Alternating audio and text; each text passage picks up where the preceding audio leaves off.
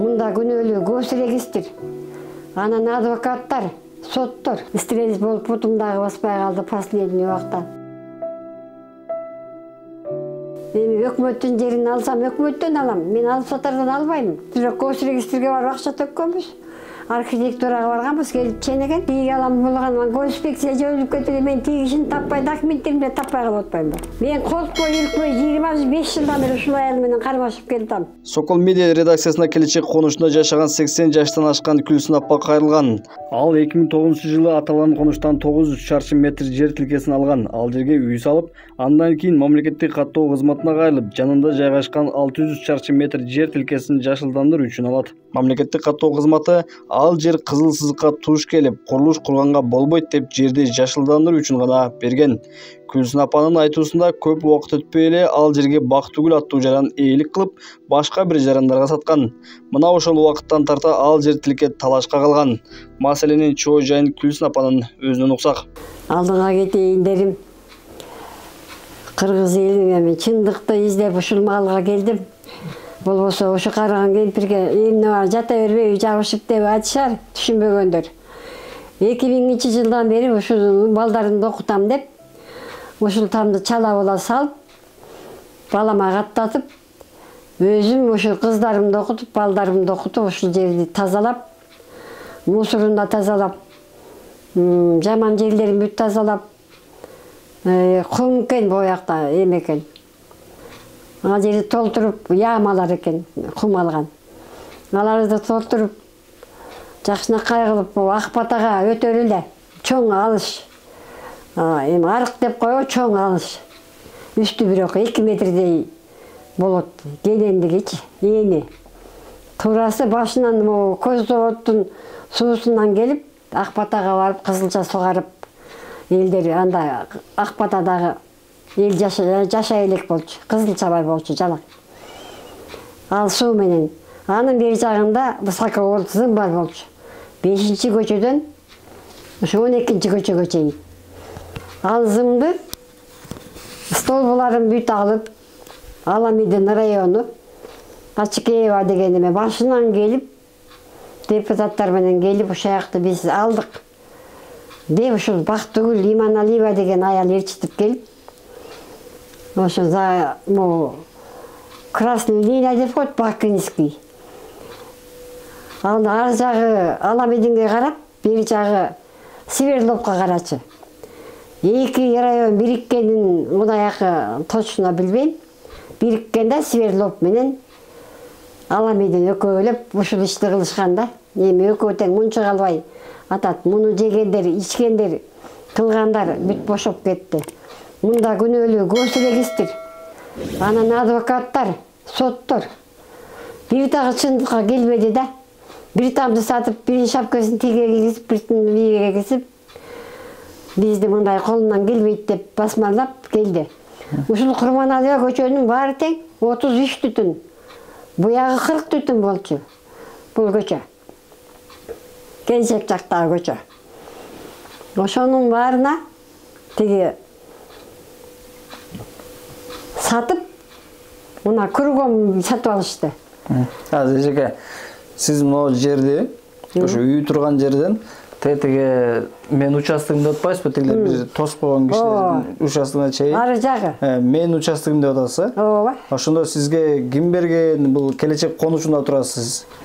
Ким бергени билбейм, дагы эмелер. Жок, сизге ким ошонун документ менен ким өткөрүп берди? Инспекторлор берден алганбыз. Эмнелик жер бергичтерден. Колуңуздарга эмне документ берди эле? Колубузга мага кезде эчтеке эле документ сураган эмес, бирок госрегистрге барып акча төккөнбүз. Архитектурага барганбыз, келип ченеген. Ошо кагаздарым жүрбөйбү. Анан кийин эле Курманалиева болду. Баары сатып алышты. Бир 10 чакты түтүн калдык.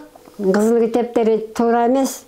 Мен чындыкка эми өкмөттүн жерин алсам, өкмөттөн алам. Мен алып сатардан албайм. Деп албай койдум Иманалиева Бактыгүлдөн. Ошо кезде арзан эле болчу. Аягы 20 000, 5 000 келе сатам деп аткан. Мен өкмөт чындык болот экен деп отуруп, ушундай акыбалга келдим. Gülsün апа жашылдандырууга деп алган жер тилкеге 4 бөлмөлүү үй салуу үчүн пайдубал тургузган. Бирок мамлекеттик каттоо кызматынан архитектурадан кызматкерлер келип, курулуш курууга тыюу салышкан. Gülsün апа бактарда отургузуп, эмгек кылып, жашылдандырууну улантып жаткан учурда белгисиз адамдар келип, талашып жатканына нааразычылыгын билдирүүдө. Тигилер тосуп алган жерге сиз бактык. Тосуп алган ар жагында да бак бар болчу, азыр жылан сыйпабады. Бүт кесип кетти бактарымды. Ошол аял 5 кишиге сатты бакты Иманалиева. Бирле участокты 5 кишиге сатты. Бири менин участкамды. Жакыповго сатты, Гүлмира дегенге сатты, Рыспай дегенге сатты. Анан кийин эме дегенге сатты, Нуркан дегенге. Мына Нуркан деген тосту штрафты салды.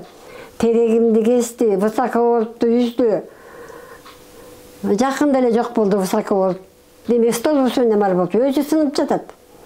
Стол жакында бири мындай кийишкен болчу да, бирөөсүн сындырып алышыптыр бая күнү. Жаанда мен бара албадым. Анан дагы башка кишиге сатып ийиптир. Ал кишини келип, МТУдан Батырбек деген жери эме адеси чакырдым, телефону бар.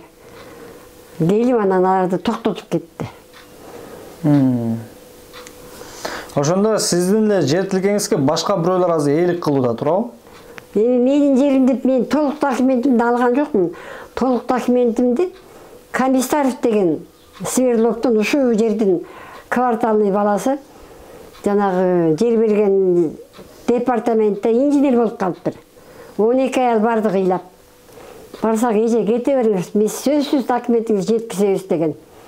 Документ каякта экен ал? Документти ошо балага берген мен, алып берем дегенде. Департаментке Комиссаров деген бала, Бакыт деген. Бир бакыт сатып атат, бир бакыт секретарь болчу. Замир деген бала айлык өкмөт болчу ушу жерде. Ал Замир да көчүп жоголуптур.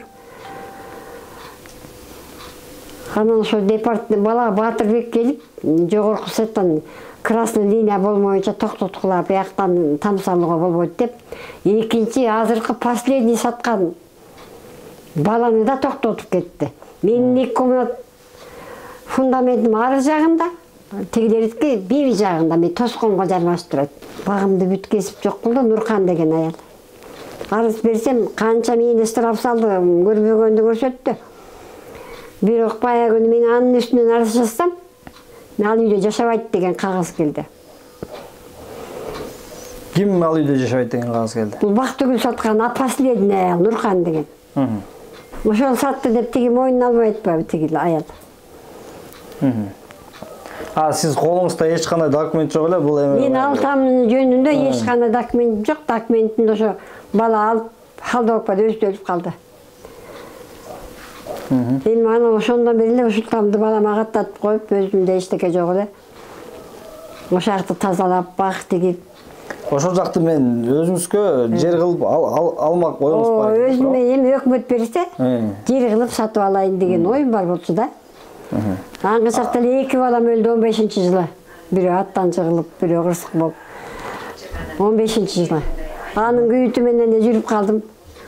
Андан кийин эле баягы 5 жыл болду ковидте кызым өлдү, абышкам өлдү. Ошо менен мен абышкамдын эмесинде отуруп, кызымдын аза күтүп отурсам, буякта келип бүт деректеримди кесип, тосконун тосуп, алганын алып, баарын бүтүрүп коюштур. Ал сизди бак кыла бер деп ким уруксат берди эле? Госрегистр. Госрегистр кагазыбыз бар, алында жок экен. Көрдүм. Жашылдандыруу кылгыла, тамсалуу уруксат жок деп мага бербей койгонда. Тигилерге берип эле шыпылдатып эле. 5 кишиге сатып эле. Меники эмес, менден башканы баары сатып алышты могу эмелер. Мына кечээ экөөсүнөн айтып берем. Ошондо сиз жашылдандыруу госрегистрге кандайдыр акча бердиңиз беле? Госрегистр төккөм. Канча төктүңүз эле? 3000 бир нерсе төктүм го дейм. Сом менен? Алды сом менен. Алды эмеде жүрөт. Көрдүм аны. Мурун каттаганда тиги алам болгон, госинспекция жөнүп кетти, мен тиги кишини таппай, документтеримди таппай калып атпаймынбы? Сиз бул боюнча сотко кайрылдыңызбы? Соттун баарына бардым балам. Бүт эле акча берсе эле бүтүрөт экен. Анан Жогорку соттун чечими бар деп эле мени сукулуп атпайбы. Акчага сатылбай алдыңа кетейин. Жогорку жактагыларга кайрыларым. Ташиев, Садыр Жапаров, жанагы министрлердин баарына эле чоң сотторго деле кайрыларым. Жанагы Замир деген соттор чыгып атпайбы? Соттордо туура эмес. Акчасы жок бечараларды басмандайт экен. Эчтеке ала албай отуруп калдым өлгөндүн айынан. Стресс болуп бутумдагы баспай калды последний убакта. Эми чындыкты чечип берсе жакшы болот эле суранарым. Эки район биригип саттыбы? Чындыгында билбейм. Аламидин районуна карайбыз деп эле мага уруксат бербей, буну алып сатар. Иманалиева Бактыгүл деген аялдын күйөөсү жерди мен алгам деп эле канча үйдү кызыл китеп, жасалма кызыл китеп берип сатып, ошентип бизди деген дедовщина кылып жатат балам. Отурам эчтеке келбей колмон. Аягымда кызым да ковидтен өлүп 4 баласы бар эле, мугалим эле. Ал да кошумча болду, ушундай баспай калдым. Болбосо өзүм деле интеллигент аял элем. Жакшылыктан башка эч кимге жасачу эмес элем. Аллахым жараткандыла ой чоңдорго, Садыр Жапаровго, Ташиевке жана чоң сотторго алдыңа кетейиндер калыстык керек болуп атат да. Мен ушундай азапка калдым. Эми өлүп калсам жүзүм жарык болот. 2 километр жерге жатам балам. Чындыкты чыгарып беришиңди сураймын. Суранарым, чоңдордон суранарым. Алдыңа кетейин. Өмүр берсин, бакталай берсин. Элге тынччылык, токчулук, ден соолук. Кудайым бөөдө кырсыктан сактасын. Мен ишиңе ийгилик алдыңа кетейиним. Bir жакшы билгендерди алып келип, чындыкты чыгарып кой. Мен коркпой, үркпөй 25 жылдан бери ушул аял менен кармашып келдим. Тилекке каршы жогоруда аталган Бактыгүл айым менен байланышууга мүмкүн болгон жок. Эгер ал бизге кайрылса, микрофон сунууга даярбыз.